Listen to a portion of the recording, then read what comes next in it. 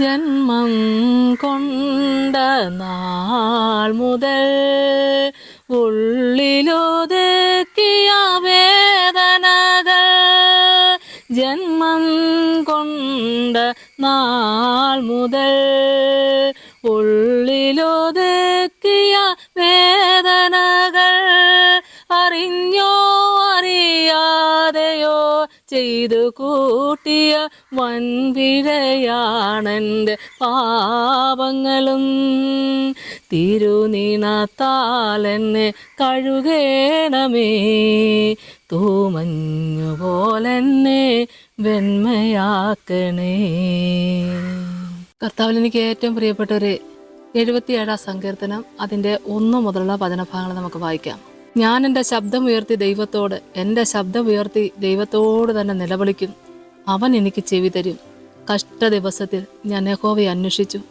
രാത്രിയിൽ എൻ്റെ കൈ തളരാതെ മലർത്തിയിരുന്നു. എൻ്റെ ഉള്ളം ആശ്വാസം നിരസിച്ചു. ഞാൻ ദൈവത്തെ ഓർത്ത് വ്യാകുലപ്പെടുന്നു. ഞാൻ ധ്യാനിച്ചു, എൻ്റെ ആത്മാവ് വിഷാദിക്കുന്നു. നീ എൻ്റെ കണ്ണിന് ഉറക്കം തടുത്തിരിക്കുന്നു. സംസാരിപ്പാൻ കഴിയാതെ വണ്ണം ഞാൻ വ്യാകുലപ്പെട്ടിരിക്കുന്നു. ഞാൻ പൂർവ്വ ദിവസങ്ങളെയും പണ്ടത്തെ സംവത്സരങ്ങളെയും വിചാരിക്കുന്നു. രാത്രിയിൽ ഞാൻ എൻ്റെ സംഗീതം ഓർക്കുന്നു. എൻ്റെ ഹൃദയം കൊണ്ട് ഞാൻ ധ്യാനിക്കുന്നു. എൻ്റെ ആത്മാവും ശോധന കഴിക്കുന്നു. വചനം നമ്മളെ കേൾപ്പിക്കുന്നത്, ഞാൻ എൻ്റെ ശബ്ദമുയർത്തി ദൈവത്തോട്, എൻ്റെ ശബ്ദമുയർത്തി ദൈവത്തോട് തന്നെ നിലവിളിക്കും. ആമേ സ്തോത്രം. നിലവിളിക്കുന്ന ഒരനുഭവം, എവിടെയും നിലവിളി കേൾക്കുന്ന നാളും, പ്രത്യേകമായിട്ട് ഭവനങ്ങളിലെ, വീതികളിലെ, രാജ്യത്ത്, ലോകത്ത് എല്ലായിടത്തും പലയിടത്തും നിലവിളി ഉയരുന്ന നാളുകളും കൂടിയാണ്. എന്നാൽ നമ്മൾ നിലവിളിക്കുന്നുണ്ടെങ്കിൽ ദൈവത്തോട് തന്നെ നിലവിളിച്ചാൽ ഉത്തരം തരുന്നൊരു ദൈവം ജീവിക്കുന്നു. ഹല്ലേലൂയ സ്തോത്രം. നമ്മൾ വിളിക്കുന്ന ദൈവം വിശ്വസ്തന ദൈവമക്കളെ. അവൻ എനിക്ക് ചെവി തരും, ഉറപ്പാ. ഞാൻ ദൈവത്തെ വിളിച്ചപേക്ഷിച്ചാൽ ഈ ദൈവം എനിക്ക് ഉത്തരം തരും. കഷ്ടദിവസത്തിൽ ഞാൻ യഹോവയെ അന്വേഷിച്ചു. രാത്രിയിൽ എൻ്റെ കൈ തളരാതെ മലർത്തിയിരുന്നു എന്ന വചനം. ഒരു കഷ്ടദിവസം വന്നപ്പോൾ ഞാൻ യഹോവയെ അന്വേഷിച്ചു. രാത്രിയിൽ എൻ്റെ കൈ തളരാതെ മലർത്തിയിരുന്നു. മടുത്തില്ല. രാത്രി മുഴുവനും ദൈവസന്നിധി കരഞ്ഞ് പ്രാർത്ഥിക്കുന്ന ഒരനുഭവം. ഇതേ അവസ്ഥയിലൂടെ കടന്നു പോകുന്ന ദൈവത്തിൻ്റെ ജനമേ, ഉത്തരം തരുന്ന ദൈവത്തിൻ്റെ മുമ്പിലാണ് നമ്മൾ കൈ മലർത്തിയിരിക്കുന്നത്. ഈ ദൈവം നമ്മളെ കൈവിടത്തില്ല, ഉപേക്ഷിക്കത്തില്ല. അടുത്ത വചനം നമ്മളെ കേൾപ്പിക്കുന്നുണ്ട്.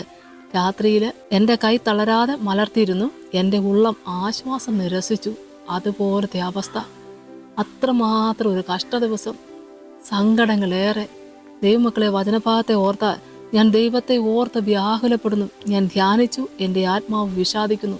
ധ്യാനിക്കുന്നുമുണ്ട്, പക്ഷേ ആത്മാവ് വിഷാദിക്കുന്നൊരനുഭവം. ഒരു തരത്തിലും നമുക്ക് മുമ്പോട്ടങ്ങോട്ട് പോകാൻ പറ്റാത്ത വണ്ണം കഷ്ടത കടന്നു വന്ന് അതിൻ്റെ നടുവിൽ കിടന്ന് പെടയുന്നൊരനുഭവം. ജീവനും മരണത്തിനും ഇടയിലുള്ള ഒരു അനുഭവം പോലെ അതേ അവസ്ഥയെ കടന്നു പോകുന്ന പ്രിയപ്പെട്ട ദൈവമക്കളെ, എത്ര നാളുകളായി രാത്രിയിലെ ഉറക്കം നമുക്ക് നഷ്ടപ്പെട്ട്, എത്ര നാളായി ഈ കഷ്ടത തുടങ്ങിയിട്ട്. ഇതിൻ്റെ പര്യവസാനം എന്നായിരിക്കും?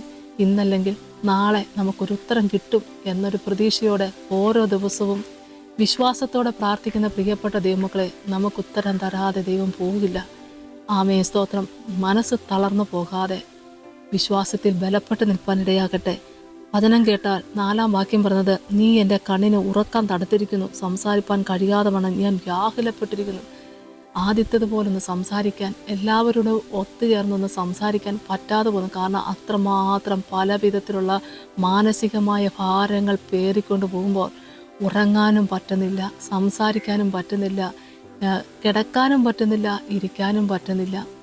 കിടക്കുമ്പോൾ ഇരുന്നാൽ മതിയെന്നോർക്കും, ഇരുന്നാൽ ഓർക്കും നടന്നാൽ മതിയെന്ന്. എവിടെയും ഒരു സ്വസ്ഥതയും സമാധാനമില്ലാതെ നാളുകളായി വിഷാദം അനുഭവിക്കുന്ന പ്രിയപ്പെട്ട ദൈവമക്കളെ, ഇന്ന് നമ്മുടെ കണ്ണുനീരിന് കർത്താവ് ഒരു ഉത്തരം തരുമെന്ന് പൂർണ്ണമായിട്ട് വിശ്വസിക്കുക. വചനം കേട്ടോ.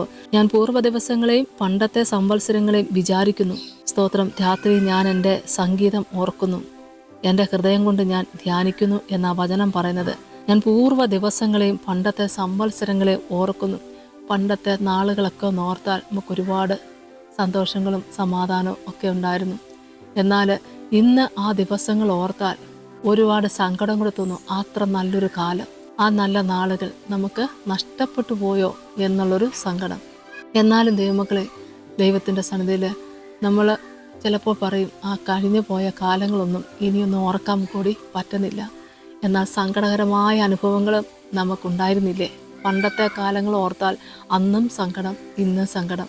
ഓർമ്മ വച്ച കാലം മുതൽ നമുക്ക് സങ്കടങ്ങൾ മാത്രം എന്നൊക്കെ എല്ലാവരും പറയല്ലേ. അതേ അവസ്ഥയിലൂടെ കടന്നു പോകുന്ന പ്രിയപ്പെട്ട ദൈവമക്കളെ, ഞാൻ പൂർവ്വ ദിവസങ്ങളെയും പണ്ടത്തെ സംവത്സരങ്ങളെയും വിചാരിക്കുന്നു എന്ന വചനം രാത്രി ഞാൻ എൻ്റെ സംഗീതം ഓർക്കുന്നു, എൻ്റെ ഹൃദയം കൊണ്ട് ഞാൻ ധ്യാനിക്കുന്നു.